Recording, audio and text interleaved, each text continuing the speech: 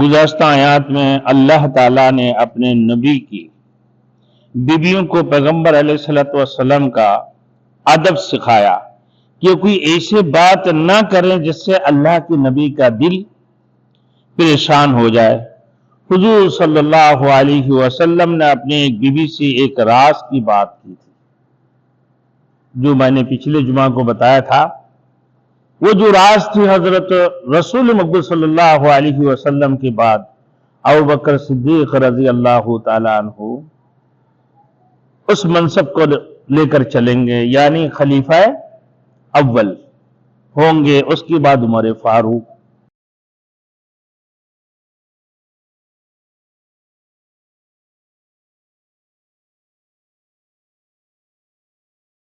Thanks for watching. Don't forget to like, comment, share and subscribe to Maulana Habibullah Rouhani Official. الحمد لله نحمده ونستعينه ونستغفره ونؤمن به ونتوكل عليه ونعوذ بالله من شرور أنفسنا ومن سيئات أعمالنا من يهد الله فلا مضل له ومن يضلله فلا هادي له ونشهد أن لا إله إلا الله ونشهد أن سيدنا ونبينا وشفيعنا وحبيبنا ومولانا محمدا عبده ورسوله أما بعد فقد قال الله تعالى في القرآن المجيد والفرقانه الحميد أعوذ بالله من الشيطان الرجيم بسم الله الرحمن الرحيم يا أيها الذين آمنوا قوا أنفسكم وأهليكم نارا وقودها الناس والحجارة عليها ملائكة غلاظ شداد لا يعصون الله ما أمرهم ويفعلون ما يؤمرون صدق اللہ المولانا العظیم۔ میرے محترم دوستوں اور میرے بزرگوں، گزشتہ آیات میں اللہ تعالیٰ نے اپنے نبی کی بیویوں کو پیغمبر علیہ الصلوۃ والسلام کا ادب سکھایا کہ کوئی ایسی بات نہ کریں جس سے اللہ کے نبی کا دل پریشان ہو جائے۔ حضور صلی اللہ علیہ وسلم نے اپنے ایک بیوی سے ایک راز کی بات کی تھی، جو میں نے پچھلے جمعہ کو بتایا تھا۔ وہ جو راز تھی، حضرت رسول مقبول صلی اللہ علیہ وسلم کے بعد ابوبکر صدیق رضی اللہ تعالی عنہ اس منصب کو لے کر چلیں گے، یعنی خلیفہ اول ہوں گے، اس کے بعد عمر فاروق۔ لیکن حضرت حفصہ رضی اللہ تعالی عنہ نے اس بات کا عائشہ صدیقہ رضی اللہ تعالی عنہ کے سامنے ذکر کر دی، جبکہ یہ راز کی بات تھی، ذکر نہ کرنا تھا۔ تو ان کی حوصلے کی کمی تھی، کیونکہ بات تو خوشی کی تھی بھی، غم کی بھی تھی۔ خوشی اس اعتبار سے کہ اللہ کے رسول کے بعد دین و اسلام کو لے کر چلنے والے، اللہ کے رسول کی نقش قدم پر چلنے والے خلیفہ اول حضرت ابوبکر صدیق ہوں گے، اس کے بعد عمر فاروق۔ اور ادھر سے غم یہ ہے کہ اللہ کے رسول دنیا سے وصال ہو جائیں گے۔ یہ اللہ کے رسول نے بتا دی ان کو۔ اس راز کے اوپر اللہ رب العزت نے سخت تنبیہ فرمائی اور متعلقہ بیویوں کو معافی مانگنے اور توبہ کرنے کی تلقین کی۔ پھر اللہ نے اپنے قدرت تامہ کا ذکر کیا کہ ازواج مطہرات کو مغرور نہیں ہونا چاہیے اور یہ خیال نہیں کرنا چاہیے ازواج مطہرات کو کہ وہ دنیا میں بہترین عورتیں ہیں، یہ خیال بھی نہیں کرنا چاہیے، اور انہیں مغرور بھی نہیں ہونا چاہیے کہ ان سے بہترین عورتیں اس دنیا کے اندر نہیں ہیں اور وہ سب سے بہترین عورتیں ہیں، بلکہ اللہ نے فرمایا کہ اللہ کی نبی ان بیویوں کو طلاق دے دے تو اللہ ان سے بہتر عورتیں لے آنے پر قادر ہیں، جو عبادت گزار ہوں گے، روزہ دار ہوں گے، اور ہمیشہ اللہ کے اوپر یقین رکھنے والے ہوں گے، اطاعت کرنے والے، نماز پڑھنے والے، روزہ رکھنے والے، توبہ اور عبودیت کی ہر صفات سے وہ موصوف ہوں گے، اور وہ بیویاں سیبہ اور ابکارا، سیبات و ابکارا، یعنی شادی شدہ بھی ہوں گے، دو شدہ بھی ہوں گے، ایسے عورتیں ان کی ایسے خصلتیں ہوں گے، وہ بہت ہی نیک، عبادت گزار، روزہ دار، اور پھر اس کی بعد توبہ کرنے والے، عبودیت کی صفت، تمام تر چیزیں ان کے اندر موصوف ہوں گے۔ تو لہذا آپ لوگ اس بات کے اوپر بہادری نہ کریں کہ آپ نبی کی بیوی ہیں اور آپ سے بہترین عورتیں نہیں ہیں، نہیں، آپ سے بھی بہترین عورتیں اگر اللہ کے رسول طلاق دے دے، اس سے آپ لوگوں سے بھی زیادہ بہترین عورتیں اللہ رب العزت اپنے رسول کو لا کر پیش کر دیں گے۔ تو پیغمبر کی بیویوں کے لیے قانون بیان کرنے کے بعد اب اللہ نے عام اہل ایمان کے لیے قانون بیان فرمایا، وہ یہ کہ ہر اہل ایمان کو اپنے آپ اور اپنے گھر والوں کو دوزخ کی آگ سے بچانے کی فکر کرنی چاہیے، اپنے آپ کو بھی اور اپنے اہل کو، اپنے آپ کو اور اپنے اہل کو جہنم کی دردناک عذاب سے بچانے کی فکر کرنی چاہیے۔ تو اب آگے فرما رہے ہیں میرے دوستوں کہ اور یہ کہ اور اس درس میں تقوی اختیار کرنے کا ذکر ہے۔ یا ایھا الذین آمنوا قوا انفسکم، تو قو اپنے آپ کو بچانا، یا اپنے اہل و عیال کو جہنم کے عذاب سے بچانا۔ تو قو کا مطلب یہاں تقوی، یعنی تقوی اختیار کرنا، ہر قسم کی برائیوں سے، ہر قسم کی خلاف اولا کام سے، یہاں تقوی اختیار کرنا۔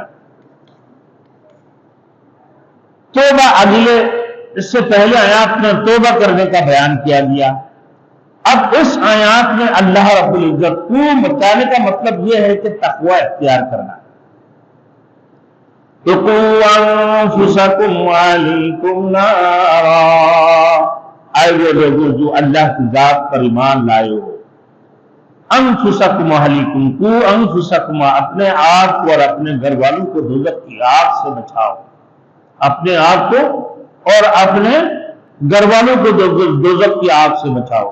ایسے نہیں ہونا چاہیے، خود تو بڑے اللہ والے ہو، خود فرزگار ہو، خود تقوی اختیار کرنے والے ہو، اللہ کے خوف تمہارے دلوں کے اندر ہے، نماز پنجگانہ ادا کرتے ہیں، جماعت کے ساتھ ادا کرتے ہیں، قرآن تلاوت کرتے ہیں، تہجد بھی پڑھتے ہیں، لیکن ان کی گھر والے، ان کی بیوی، ان کی بیٹیاں، ان کی بچے دنیا کی لہولاب میں ڈوبے ہوئے ہیں، دنیا کی لہولاب میں ڈوبے ہوئے ہیں، اور بچے ان کی نافرمان ہیں، نہ دین اللہ کی عبادت سے دور ہے، ان کی گھر کی عورتیں، ان کی بچیاں، ان کی بیویاں ہر دنیا کے ہر خرافات میں مبتلا ہے، ہر قسم کی شیطانیت میں مبتلا ہے، ہر قسم کی برائیوں کی ہر گناہوں میں مبتلا ہے۔ تو اسی وجہ سے اللہ نے فرمایا انفسکم واہلیکم نارا، اپنے آپ کو بھی اور اپنے گھر والوں کو بھی جہنم کی آگ سے بچائیں، یعنی خود بھی تقوی اختیار کریں اور اپنے گھر والوں کو بھی تقوی کی طرف مائل کریں، اور ہمیشہ ہر وقت ترس خدا ان کی دلوں کے اندر ہونا چاہیے۔ ایسے نہیں خود اللہ والے بن جاؤ، خود تہجد گزار بن جاؤ، قرآن کی تلاوت کرنے والے بن جاؤ، اور اپنے بیوی بچوں کو دین سے دور کر دو، اور یہ پھر دین سے وہ دور ہو جائے ان کو بھی آپ سمجھاتے رہو، دین کی طرف مائل کرتے رہو، ہر شریعت کی حدود کی خلاف ورزی نہ کرے، اور حدود شریعت کی حفاظت کرتا رہے، اور اللہ تعالیٰ کا خوف اس کی دل میں جاری دیں۔ بہرحال فرمایا کہ اہل ایمان والوں دوزخ کی آگ سے خود بھی بچنے کی کوشش کرو اور اپنے گھر والوں کو بھی جہنم کی آگ سے بچانے کی کوشش کرتے رہو، ان کو بھی سمجھاتے رہو۔ امام بغوی رحمت اللہ علیہ اپنے کتاب السنہ میں حضرت عبداللہ بن عمر سے روایت کیا کہ حضور صلی اللہ علیہ وسلم نے فرمایا کہ قیامت والے دن اللہ تعالیٰ والدین سے باز پرس کریں گے کہ تم نے اپنے بیوی بچوں کو اچھا راستہ کیوں نہیں دکھایا۔ دیکھیں، جب بچہ پیدا ہوتے ہیں، چھوٹے معصوم ہوتے ہیں، جب سال کے ہوتے ہیں، اماں ابا بولنے لگتے ہیں، امی ممی پپی پپو، دنیا کی ہر بولی، دادا دادیاں پکارنے لگتے ہیں، تو اس وقت اس کو اللہ کی بولی بھی سکھاؤ، اللہ اللہ اللہ۔ اب تھوڑی سی سمجھ جب ہو جاتے ہیں 3 سال، اس کی کلمہ کی تلقین بھی کرو۔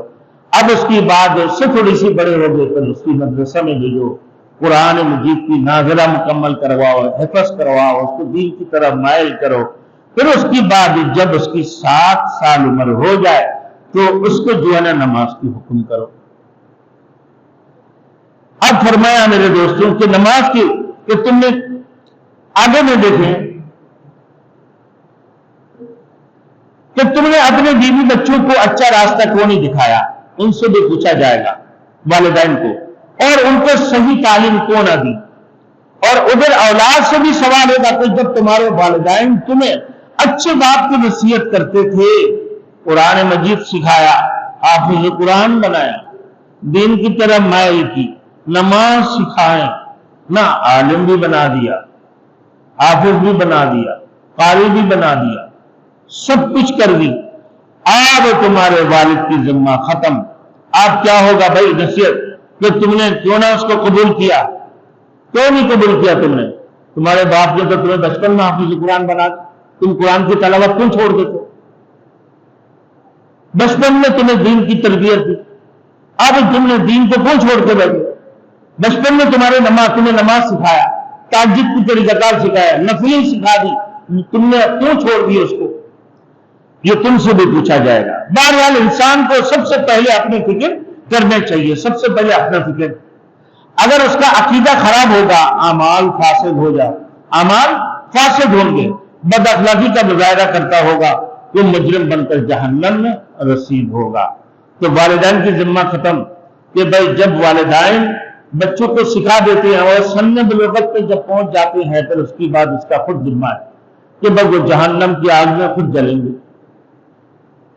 کیونکہ وہ اس کو اپنے آپ کو بھی بچانا چاہیے۔ جب اس کو دین سکھایا، اس کو دین کی طرف مائل کی، اب بالغ ہونے کے بعد 18-20 سال کی بعد جب ڈنڈا اٹھائے بچے کے اوپر، اگر شرم ہو ان بچے اولادوں کو خود ہی دین کی طرف مائل ہونا چاہیے، ان کو ڈنڈے کی ضرورت نہیں ہے، وہ اپنے بچپن کو یاد کرتے ہوئے آگے بڑھنا چاہیے۔ یہ تو عمومی حکم، اس عمومی حکم کے علاوہ حضور صلی اللہ علیہ وسلم سے اللہ نے خصوصی خطاب بھی فرمایا ہے، اللہ نے خود خصوصی خطاب فرمایا، وہ کیا ہے؟ وَأَنذِرْ عَشِيرَتَكَ الْأَقْرَبِينَ، اے نبی اپنے قریبی رشتہ داروں کو بھی خدا کا ڈر سنائیں،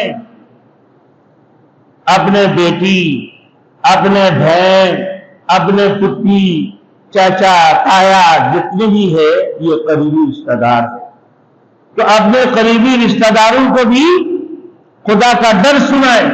یا اللہ نے فرمایا وَأَنذِرْ عَشِيرَتَكَ الْأَقْرَبِينَ، سورۃ الشعراء آیات نمبر 214 میں اللہ نے فرما دی اے نبی صلی اللہ علیہ وسلم اپنے قریبی رشتہ داروں کو خدا کا ڈر سنائیں۔ چنانچہ حکم کی تعمیل میں حضور صلی اللہ علیہ وسلم نے اپنے خاندان کے لوگوں سے عمومی اور خصوصی خطاب فرمایا۔ آپ نے اپنے بیٹی سے فرمایا اے فاطمہ اپنی جان کو دوزخ کی آگ سے بچا لو۔ کون ہے وہ فاطمہ الزہرا؟ جو سید جنت کی سرداری ہوئی ہے، عورتوں کی سردار ہوگی حضرت فاطمہ الزہرا رضی اللہ تعالیٰ عنہا، اور اللہ کی رسول نے حضرت فاطمہ کو فرما رہے ہیں اے فاطمہ اپنی جان کو جہنم کی دوزخ کی آگ سے بچا لو، کیونکہ اگر تم ایمان اور نیکی سے معروف ہوگی تو میں تمہیں اللہ کی یہاں نہیں بچا سکوں گا۔ اللہ کی رسول نے فرمایا اگر تم نے اپنے آپ کو جہنم کی آگ سے نہیں بچایا تو میں تمہیں جہنم کی آگ سے نہیں بچا سکوں گا۔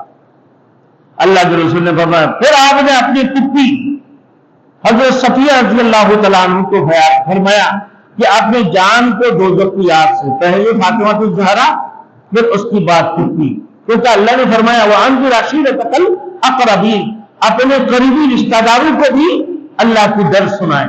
تو سب سے پہلے اپنی بیٹی کو بتا دی کہ جہنم کی آگ سے اپنے آپ کو بچاؤ، پھر اس کے بعد پپی کو، اپنے سگی پپی صفیہ کو بھی بتا دیا کہ اپنے آپ کو جہنم کی آگ سے بچا لو، کہ اگر تم نے جہنم کی آگ سے اپنے آپ کو نہیں بچایا تو پھر آپ نے اپنے خاندان والوں کو خطاب کیا نہ یا بنی عبد المطلب، اے بنی ہاشم، یا معاشر القریش، اے قریش کی جماعتوں، میں تمہارے ساتھ اپنے رشتہ قرابت کا حق دنیا میں تو ادا کر سکتا ہوں، لیکن میں تمہیں دوزخ کی آگ سے نہیں بچا سکوں گا۔ دنیا میں تو رشتہ داری کا حق ادا کر دوں گا، تمہیں سمجھا دوں گا کہ بھائی دین کی طرف مائل ہو جاؤ، تقوی اختیار کرو، جہنم کی آگ سے اپنے آپ کو بچا لو، اپنے حال کو بھی جہنم کی آگ سے بچا لو۔ اگر یہ دنیا میں تم نے، میں تمہیں دنیا میں تو حق ادا کر دوں گا، لیکن آخرت میں تمہارے لیے کچھ نہیں کر سکوں گا، کیونکہ قرابت دار ہو، رشتہ دار ہو، چچا ہو، تایا ہو، اگر وہ صحیح راہ پر نہیں ہے، راہ ہدایت پر نہیں ہے، تو اللہ کے رسول کو بھی اختیار نہیں ہے کہ انہیں بچا دے۔ تو اسی وجہ سے رسول مقبول صلی اللہ علیہ وسلم نے فرمایا اپنے خاندان والوں کو، اے بنی عبد المطلب، اے بنی ہاشم، اے قریش کی جماعتیں، میں تمہارے ساتھ اپنے رشتہ قرابت کا حق دنیا میں تو ادا کر سکتا ہوں، لیکن میں تمہیں دوزخ کی آگ سے نہیں بچا سکوں گا۔ آج ہی اس کی فکر کر لو اور ایمان قبول کر کے اپنے آپ کو بچا لو، اپنے آپ کو بچا لو۔ جو لوگ ایمان لے کر آئے ان کو بتا دیا تقوی اختیار کر لو، جو ایمان لے کر نہیں آیا ان کو اللہ کے رسول نے فرما دیا کہ اللہ کے اوپر ایمان لے کر آؤ۔ اب کتاب الامارت میں یہ واقعہ موجود ہے۔ حضور صلی اللہ علیہ وسلم نے ایک شخص ابن لبیہ کو مال غنیمت اور زکات و صدقات کو وصولی کے لیے ایک علاقہ میں بھیجا۔ وہ شخص جب واپس آیا تو کہنے لگا یہ تو مال زکات ہے، یہ تو مال زکات ہے جو بیت المال میں جائے گا، پھر اور یہ مال لوگوں نے مجھے عطیہ دیا ہے۔ تو یہ سن کر حضور صلی اللہ علیہ وسلم نے سخت ناراض ہوئے اور فرمایا کہ اگر تم اپنے ماں باپ کے گھر بیٹھے رہتے تو کون تمہیں تحفے بیچتا؟ جس مال کو تم ہدیہ کرا دے رہے یہ تو رشوت ہے۔ کیوں اللہ کے رسول ناراض ہوئے کہ جس مال کو تم ہدیہ کے، پہلے تو یہ کہہ دیا کہ یہ تو مال زکات ہے جو بیت المال میں جمع ہوگا، اب پھر فرما دیا کہ اگر تم بیٹھے رہتے گھر پہ تو کون تمہیں ہدیہ بیچتا؟ اب بات یہ ہے میرے دوستوں، وہ مال غنیمت وہ گھر سے نکلے ہیں، اب وہ ذمہ دار تھا، اسی وجہ سے سردار تھا، اب اسی وجہ سے اس کو سب نے دے دیا مال۔ اب اللہ کے رسول نے فرمایا کہ بھائی یہ تو کیا ہے بھائی، نہ عطیہ ہے نہ زکات ہے، بلکہ یہ تو رشوت ہے، کیونکہ یہ عطیہ تمہیں اس عہدے پر فائز ہونے کی وجہ سے ملا ہے، یہ تمہارے لیے قطعاً جائے گی کہ تم کسی عہدے پر فائز تھے، اسی وجہ سے یہ مال تمہیں ملا ہے، اگر اس عہدے پر نہیں ہوتا تو یہ مال کبھی تمہیں نہیں ملتا۔ تو تمہارے عہدے کو دیکھ کر آگے والوں نے جو مال دیا ہے یہ گویا کہ رشوت ہے۔ اب دیکھ لو میرے دوستوں کتنے سخت الفاظ ہے کہ آپ عہدے پر ہوتے ہوئے اگر کسی سے مال لے رہا ہو، آپ کی ڈر کے مارے کسی نے آپ کو مال دے دی یا آپ کی کوئی مطلب نکالنے کے لیے آپ کو مال دیا ہے، وہ کیا ہے بھائی؟ رشوت ہے۔ اللہ ہمیں 11 گریڈ دیا یہی کافی ہے، 16 گریڈ کی ضرورت نہیں ہے۔ اگر رشوت دینا پڑے، اگر مال دینا پڑے تو اتنے سارے لوگوں کو لے کر جہنم کی آگ میں نہیں جل سکتے، تو بہتر ہی ہے کہ جو تمہیں عہدہ ملے اسی میں ہی صبر کر لو، اسی کے اوپر اقتدا کر لو، آگے بڑھنے کی کوشش نہ کرو۔ اگر تم اوپر عہدے کے اوپر فائز ہو جاؤ اور تم سے وہ مال اگر حاصل ہو جائے تو یہ سمجھ لو وہ نہ ہی عطیہ ہے نہ ہی وہ مال زکات ہے، تمہارے دل تمہارے اگر آگے نے دیا ہے جو تمہارے کام نکلوانے کے لیے اگر تم نے دیا ہے، وہ مال حلال نہیں ہے تمہارے لیے، حرام ہے، وہ جائز نہیں تمہارے لیے، بلکہ وہ رشوت ہے۔ یہ اللہ کے رسول نے فرما دی۔ آگے دیکھیں میرے دوستوں، پھر فرمایا کہ قیامت والے دن کچھ لوگ میرے پاس آئیں گے جو اپنے سروں پر جانور، کپڑے، اناج اور دیگر مال اسباب اٹھائے ہوئے ہوں گے اور کہیں گے کہ ہمارے گرفت ہو گئی ہے، ہمارے پکڑ ہو گئی، تو اب ہمیں کس طریقے سے بچائیں گے؟ مگر میں یہی کہوں گا کہ لا املک من اللہ شیئا، لوگوں یاد رکھو میں تمہارے لیے کسی چیز کا مالک نہیں ہوں۔ مال لے کر آیا، کوئی جانور لے کر آئے، میرے دوستوں کپڑے، اناج، دیگر مال اسباب سر کے اوپر اٹھائے ہوئے لے کر آ گئے اللہ کے رسول کے پاس، تو فرمایا کہ آپ ہمیں کیسے بچائیں گے؟ اللہ کے رسول نے فرمایا لا املک من اللہ شیئا، میں کسی چیز کی مالک نہیں ہوں، میں تمہیں نہیں بچا سکتا۔ بچانے والا کون ہے بھائی؟ اللہ کی ذات، اللہ کی ذات بچانے والے۔ آپ فرمائے یاد رکھو میں تمہارے لیے کسی چیز کا مالک نہیں ہوں، یعنی میں آج تمہاری حمایت میں کچھ نہیں کر سکتا۔ میں تمہیں دنیا میں سمجھانے کی کوشش کیا، میں نے دنیا میں تمہیں بتا دیا تھا کہ خیانت نہ کرنا، رشوت نہ لینا، کسی کا حق نہ مارنا۔ اس وقت تم نے میری بات نہ مانی، آج اپنا بھگتان خود کرو۔ یہ اعمال اور عقیدے دونوں کی مطابقت ہے کہ اگر توحید کا صحیح عقیدہ اختیار نہیں کرو گے تو میں تمہیں خدا کی عذاب سے نہیں بچا سکوں گا۔ اللہ کے رسول نے فرما دی کہ میں تمہیں اللہ کے عذاب سے نہیں بچا سکوں گا۔ دنیا میں تو میں تمہیں سمجھا سکتا ہوں، دنیا میں تمہیں بتا دے سکتا ہوں۔ اپنے خود بیٹی کو فاطمہ الزہرا کو بتا دی جو جنت کے اندر سارے عورتوں کی سردار بنیں گے۔ ان کی پھپھی سگی صفیہ کو بتا دیا کہ بھائی تقوی اختیار کرو، جہنم کی آگ سے اپنے آپ کو بچا لو۔ میرے دوستوں دیکھ لیا آپ نے کتنی بڑی بات ہے۔ پھر اللہ کا فرمان ہے وَأْمُرْ أَهْلَكَ بِالصَّلَاةِ وَاصْطَبِرْ عَلَيْهَا، اللہ کے رضا آپ اپنے گھر والوں کو نماز کا حکم دیں اور خود بھی اس پر قائم رہیں۔ حضرت اسماعیل علیہ السلام کی تعریف میں اللہ نے یہ بات بھی بیان کی وَكَانَ يَأْمُرُ أَهْلَهُ بِالصَّلَاةِ وَالزَّكَاةِ، آیات نمبر 55 سورۃ المریم میں اللہ نے فرمایا وہ اپنے گھر والوں کو نماز اور زکات کی تلقین کیا کرتے تھے۔ وہ اللہ کی برگزیدہ رسول تھے، اس لیے تمام اچھی باتوں کا اختیار کرنے اور بری باتوں سے رکنے کا حکم کیا کرتے تھے۔ میرے دوستوں آج ہم تو خود تہجد گزار ہے، قرآن مجید کی تلاوت کرتے ہیں، میرے دوستوں خوب اللہ والے نفلیں پڑھتے ہیں، ہماری عورتیں کیا کر رہی ہیں، ہمارے بیٹیاں کیا کر رہے ہیں، ہمارے اولادیں، لیکن اولاد والدین سے بھی پوچھے جائیں گے، اولادوں سے بھی پوچھے جائیں گے، تو وہ کس انداز سے؟ جب اولاد کو آپ نے بچپن سے ہی اس کو دین کی تربیت دیے ہیں، دین کی طرف اس کو مائل کرنے کی کوشش کی ہے، سننے بلوغت کے بعد 15 سال کے بعد آپ کی ذمہ نہیں ہے، 15 سال کے بعد آپ کی ذمہ نہیں ہے، وہ خود اس کی ذمہ دار ہے، وہ اپنے آپ کو جہنم کی آگ سے بچائے، وہ راہ ہدایت پر چلے۔ پھر اس اولاد سے پوچھے جائیں گے کہ تمہارے والدین تو تمہیں راہ ہدایت کی طرف لے گئے، تمہیں قرآن کے حافظ بنایا، تمہیں اللہ کی قرآن سکھایا، نمازی سکھائیں، تمہیں دین کی طرف مائل کی، دعوت تبلیغ میں بھی تمہیں ساتھ لے کر چلے، لیکن آج تم کیا بن گئے ہو؟ جاؤ سورہ جہنم میں، تو تمہیں نہیں بچا سکتے۔ پھر اللہ رب العزت فرما دیں گے آپ صحیح بخاری کے اندر، میرے دوستوں مسلم بخاری شریف میں فرمان مبارک ہے الا کلکم راعٍ وکلکم مسئول عن رعایتکم، یاد رکھو تم سب حاکم ہو، تم میں سے ہر شخص اس کی رعایت کے بارے میں باز پرس ہوگی۔ آپ بڑے افسر ہو، آپ کے متحد میں کوئی پین کام کر رہے، آپ نے اس کو نماز کو حکم نہیں کیا، آپ نے اس کو صحیح باتیں نہیں بتایا، خود بھی لگے ہوئے 2 نمبری میں اس کو بھی لگا دیا۔ میرے دوستوں ایسے تو نہیں کرو نا، ایسا نہیں کرو اللہ کی بندے۔ یہ اللہ کی دیکھو نا بخاری شریف کی حدیث ہے کہ الا کلکم راعٍ وکلکم مسئول، دونوں سے پوچھا جائے گا، افسر سے بھی پوچھا جائے گا، پی ایم سے بھی پوچھا جائے گا، بس تمہیں پتا ہے نا کہ نماز یار بھائی نماز کی وقت ہوگی چلو یار نماز پڑھ لو. اگر آپ نے بول دیا اپنے منہ سے آپ فارغ ہو گئے, آپ کی ذمہ خارج ہو گئی.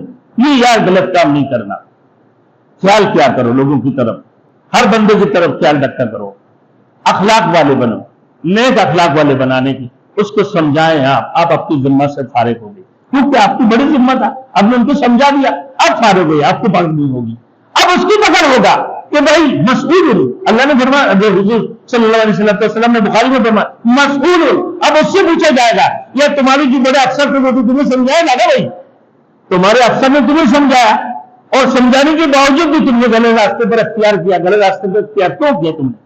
آگے دیکھیں بھائی, فَالرَّجُلُ رَاعٍ عَلَىٰ أَهْلِ بَيْتِهِ فَهُوَ مَسْئُولٌ عَنْهُ. ہر آدمی اپنے گھر والوں کے لیے حاکم ہے, ہر آدمی اپنے گھر والوں کے لیے حاکم ہے اور ان کے بارے میں ان سے سوال ہوگا, ان کے بارے میں ان سے سوال ہوگا.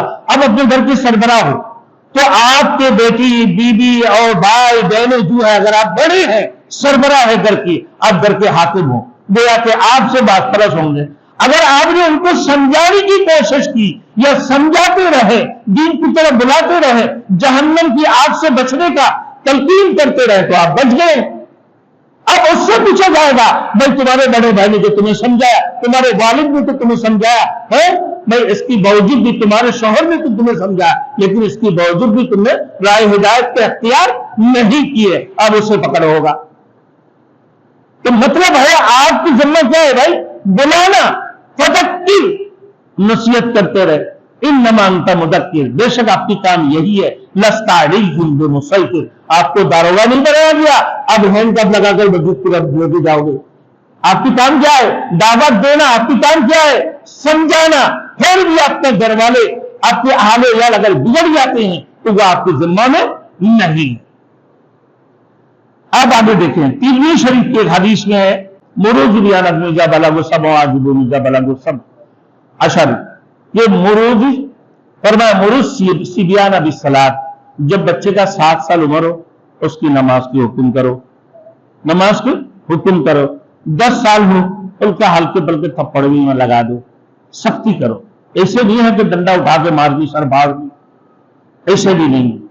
اور جب اس کی 15 سال ہو نا تو اس کو پٹائی کرو. لہذا اس بات کے اوپر یہ ایک بات ہے, جب بچے مسجد میں آئے ان کو تربیت دے کہ بھائی خاموشی سے بیٹھو, ایک طرف ہو کر بیٹھو, صفوں کے بیچ میں نہ بیٹھو, شرارت نہ کرو. ان کو آپ سمجھانے کی کوشش کرو گے تو پھر اس کی 10 سال عمر ہو گیا, اگر وہ پھر بات نہ مانے ایک آدھ تھپڑ لگا دو. جب 15 سال ہو پھر اس کو پٹائی کرو نماز کے لیے, کیونکہ پھر اس کی عادت بنے گا نیک کام کی طرف, اس کو نماز کی طرف وہ مائل ہو جائیں گے, قرآن کی تلاوت کی طرف وہ مائل ہوں گے. اب بات یہ ہے میرے دوستو, آج یہاں پر بات ہی ختم. تو لہذا میرے دوستوں اب اپنے اہل کو, خود اپنے آپ کو بھی, اپنے اہل کو بھی جہنم کی دردناک عذاب سے بچانا. صرف یہ نہیں سے اپنے آپ کو بچا لیا, خود تہجد پڑھ لی, قرآن مجید تلاوت کر لی اور حج کر لیا, عمرہ کر لی اور بس پورا ہو گئی. اپنے گھر والوں کی فکر نہیں, اپنے فکر کے ساتھ ساتھ گھر والوں کی فکر کرنا یہ ہمارے لیے لازمی ہے. اگر ہم نے گھر والوں کی فکر کی تو ہم سے بات پرست نہیں ہوں گے, سوال نہیں ہوگا, کل ان سے پوچھا جائے گا کہ بھائی آپ نے کیوں غلطی کی. اللہ ہم سب کو عمل کرنے کی توفیق عطا فرمائے.